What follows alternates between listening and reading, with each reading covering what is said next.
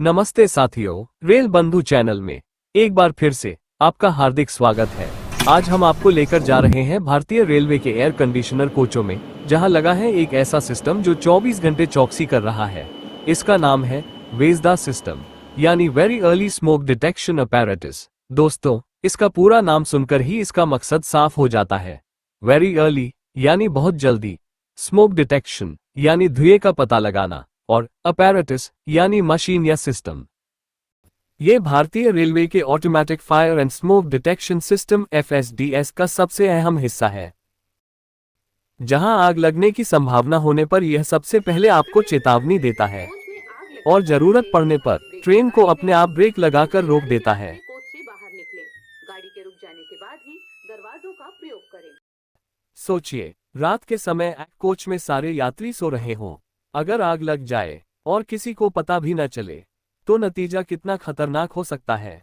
VESDA का मकसद है इस खतरे को जीरो तक लाना।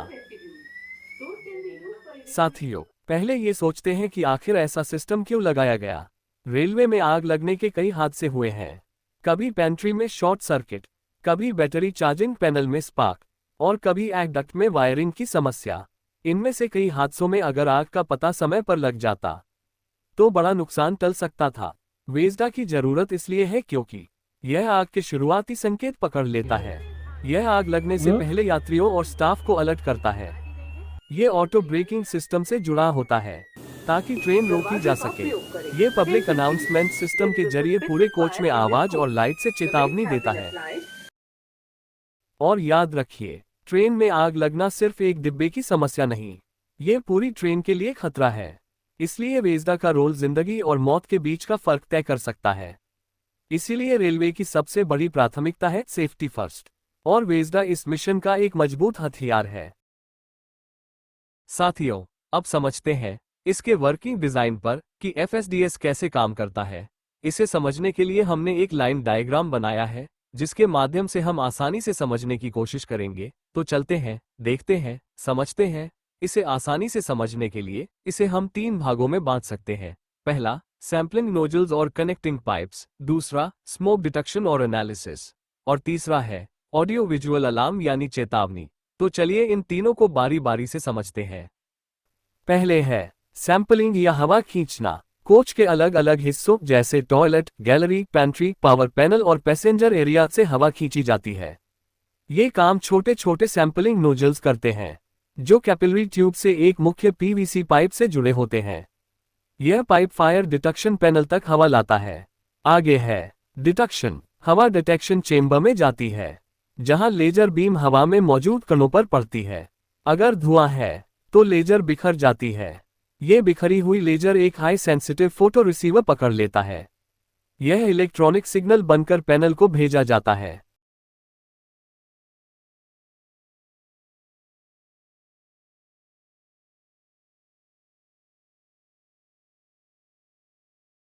नेक्स्ट, अलार्म और एक्शन। सिस्टम स्मोक के लेवल के हिसाब से अलार्म ट्रिगर करता है। विजुअल लाइट और ऑडियो विजुअल सायरन जोड़ मैसेज दोनों अलार्म बज सकते हैं। जरूरत पड़ने पर ब्रेक एप्लीकेशन मॉड्यूल ट्रेन को रोक देता है। अब आप समझ गए होंगे, वेसडा का असली जादू है अर्ली वार्निंग, यानी आग के शुरुआती संकेत पकड़ना। नेक्स्ट, वेसडा के मुख्य कंपोनेंट्स डिटेल में। अगर आप इस सिस्टम के पार्ट्स को समझ गए तो यकीन मानिए आप 50% सिस्टम एक्सपर्ट बन गए। मुख्य पार्ट्स। फायर डिटेक्शन पैनल, जहां लेजर डिटेक्टर और इलेक्ट्रॉनिक प्रोसेसिंग यूनिट है। लेजर डिटेक्टर, हवा में धुएं के कण पकड़ने वाला सेंसर। पावर और सिग्नल टर्मिनल, पावर इनपुट और सिग्नल आउटपुट के connection. Public announcement module, coach में अलार्म मैसेज पहुंचाने वाला। इंटरकनेक्ट केबल्स, सभी मॉड्यूल को जोड़ने वाली केबल्स। ब्रेक एप्लीकेशन मॉड्यूल, खतरा ज्यादा होने पर ऑटो ब्रेक लगाता है। डिस्प्ले पैनल, स्टेटस, फॉल्ट और अलार्म दिखाने वाला। पावर यूनिट पैनल SMP, बैटरियां और चार्जिंग मॉड्यूल वाला हिस्सा। SMP 110 वोल्ट्स DC को 24 वोल्ट्स DC में बदलने वाला। Batteries 2x12 volts power backup के लिए। फ्लैश लाइट, अलार्म होने पर ब्लिंक करती है। इनलाइन फिल्टर, हवा में धूल मिट्टी रोकने के लिए। PVC में पाइप और कैपिलरी ट्यूब्स, हवा लाने वाली पाइपिंग। सैम्पलिंग पॉइंट्स कोच में करीब 15 जहां से हवा खींच जाती है। स्ट्रोब लाइट विथ हूटर यात्रियों को विजुअल अलर्ट देने के लिए, इलेक्ट्रॉनिक वॉइस मैसेज साउंडर खतरे का ऑडियो मैसेज देने के लिए, ब्रेक एप्लीकेशन वाल्व और isolating cock, automatic braking control. महत्वपूर्ण बात यह है कि किसी भी पार्ट के खराब होने से पूरा सिस्टम फेल हो सकता है, इसलिए हर पार्ट की हेल्थ जरूरी है। साथियों, अब हम बात करेंगे FSDS सिस्टम के स्मोक टेस्ट की और जानेंगे कि धुएं के अलग अलग लेवल्स पर कौन कौन से अलार्म मिलते हैं। स्मोक टेस्ट करने का मुख्य उद्देश्य ये सुनिश्चित करना है कि FSDS सिस्टम सही तरीके से धुएं को डिटेक्ट कर रहा है और निर्धारित स्तर पर अलार्म एक्टिवेट हो रहा है। स्मोक टेस्ट करने की प्रक्रिया समझते हैं। सबसे पहले कोच के सबसे दूर वाले सैंपलिंग पॉइंट का चयन करें। इसके बाद उस पॉइंट के नीचे स्मोक जनरेटर का उपयोग करें। धीरे धीरे धुआं ऊपर उठकर सैंपलिंग पॉइंट से कैपिलरी ट्यूब के जरिए मेन पाइप में जाएगा। ये धुआं सक्शन फैन की मदद से डिटेक्शन चैम्बर में पहुंचेगा। जैसा कि देख रहे हैं, डिटेक्शन चैम्बर में जैसे ही धुएं के कण लेजर बीम को बिखेरते हैं, सिस्टम धुएं की मात्रा मापता है और निर्धारित लेवल पर अलार्म देता है। अलार्म लेवल्स इस प्रकार हैं जैसे कि आप इस टेबल में देख रहे हैं। अलर्ट लेवल शुरुआती चेतावनी, एक्शन लेवल फ्लैशलाइट के रूप में visual alarm activate, fire level passenger area में स्ट्रोब लाइट एक्टिवेट कर देता है और सायरन बजाकर चेतावनी देता है। ब्रेक एप्लीकेशन और ट्रेन रुकना, और 55 सेकंड बाद कोच के अंदर ऑटोमेटिक अनाउंस होना शुरू हो जाता है। इस कोच में आग लगने की संभावना जताई गई है और कोच को खाली करने की चेतावनी देता है, जैसा कि आप इस मैसेज में सुन रहे हैं। डिस्प्ले पर इन विभिन्न अलार्म पर संबंधित अलार्म जैसे अलर्ट, एक्शन और फायर के अलार्म का LED ग्लो हो जाता है। ध्यान देने वाली बातें, स्मोक टेस्ट हमेशा ट्रेन के खाली कोच में करें। टेस्ट के दौरान सभी दरवाजे और खिड़कियां बंद रखें। टेस्ट पूरा होने के बाद सिस्टम को रीसेट करना न भूलें। चलते हैं इसके पावर पैनल की तरह। मेंटेनेंस की दृष्टि से बहुत ही महत्वपूर्ण भाग है। बैटरी बैकअप कैसे चेक करें? FSDS को 24 वोल्ट DC सप्लाई चाहिए। SMPS कोच की 110 वोल्ट DC को बदलकर सिस्टम को 24 वोल्ट DC देता है और इमरजेंसी में सिस्टम को 24 वोल्ट की सप्लाई दो 12 वोल्ट की बैटरियों से मिलती है। यदि किसी कारणवश कोच की सप्लाई कट जाती है तो चार्जिंग मॉड्यूल बैटरियों को सिस्टम से ऑटो कनेक्ट कर देता है ताकि हमारा सिस्टम चालू रहे। जरूरी है कि सिस्टम को चालू रखने के लिए हमारी बैटरी हमेशा हेल्दी कंडीशन में रहे। बैटरी बैकअप चेक करने के लिए सबसे पहले पावर पैनल के कवर को खोलें।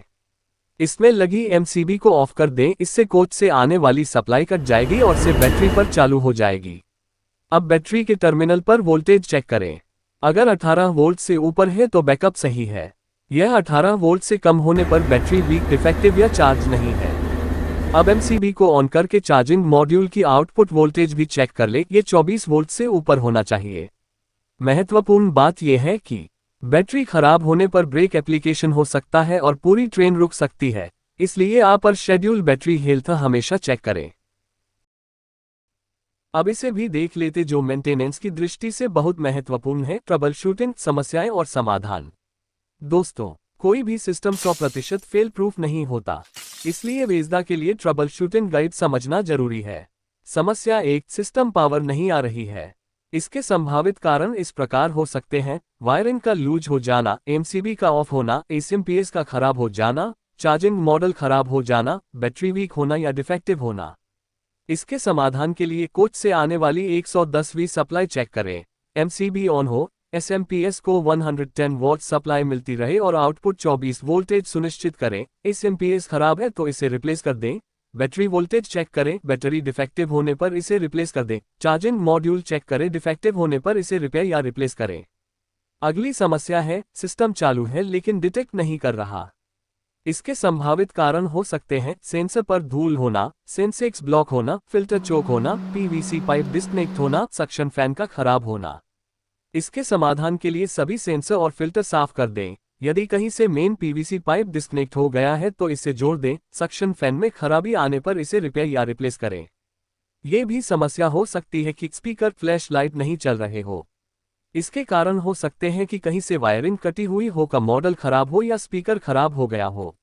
इसके सॉल्यूशन के लिए सभी वायरिंग और लूज कनेक्शन को रिपेयर करें। पीए मॉड्यूल खराब है तो इसे चेंज कर दे। स्पीकर या लाइट खराब होने पर इसे रिपेयर या रिप्लेस कर दें। अगली समस्या पर चलते हैं। ब्रेक वाल्व से लगातार प्रेशर लीक होना। इसका कारण हो सकता है कि सिस्टम में सप्लाई ना हो, ब्रेक वाल्व को जाने वाला तार कट गया हो या लूज कनेक्शन हो, बैटरी डिस्चार्ज हो गई हो और सिस्टम को कोच से सप्लाई न मिल रही हो। ब्रेक मॉड्यूल खराब हो गया, ब्रेक वाल्व ही खराब हो गया। समाधान। इसके समाधान के लिए वायरिंग चेक करें, कनेक्शन चेक करें, बैटरी हेल्थ चेक करें। ब्रेक मॉड्यूल खराब हो गया तो इसे बदल दें। यदि कोई कंपोनेंट खराब है तो उसे बदल दें।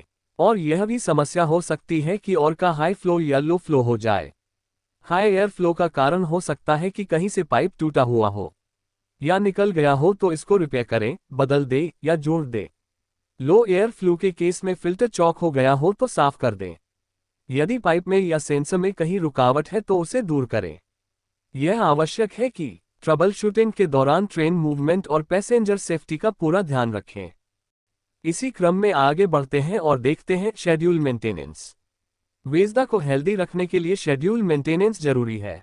Trip schedule. हर ट्रिप पर panel, power unit, hooter, speaker, display unit पर लगे सभी इंडिकेटर आदि को विजुअल चेक करें। ब्रेक वाल्व आइसोलेटिंग कॉक खुली अवस्था में हो सुनिश्चित करें और इस पर लॉक इन क्लैंप लगी हुई है ये इंश्योरेंस करें। D2 schedule. हर महीने FSDS डेटा लॉग डाउनलोड करें, 1 महीने का प्रिजर्व करें। Air flow reading check. ये ±20% नॉर्मल वैल्यू से होनी चाहिए। फिल्टर क्लीन करें और जरूरत पड़ने पर पाइपलाइन की बैक फ्लैश करें या वैक्यूम क्लीनिंग। पावर और बैटरी वोल्टेज चेक करें। डेटा लॉग विश्लेषण से पहले ही पता चल सकता है कि सेंसर वीक हो रहे हैं या फिल्टर ब्लॉक हो रहे हैं। D3 schedule. हर 6 महीने D2 शेड्यूल में होने वाले सभी कार्य करें। सबसे दूर वाले नोजल पर स्मोक टेस्ट करें। सिस्टम की रिस्पॉन्स टाइमिंग चेक करें। आगे है SS1। हर 18 महीने D1, D2, D3 के सभी काम करें। सभी सैंपलिंग पॉइंट्स और कैपिलरी क्लीन करें। डिफेक्टिव पार्ट्स रिप्लेस कर दें। SS2। हर 3 साल SS1 के सभी काम करें।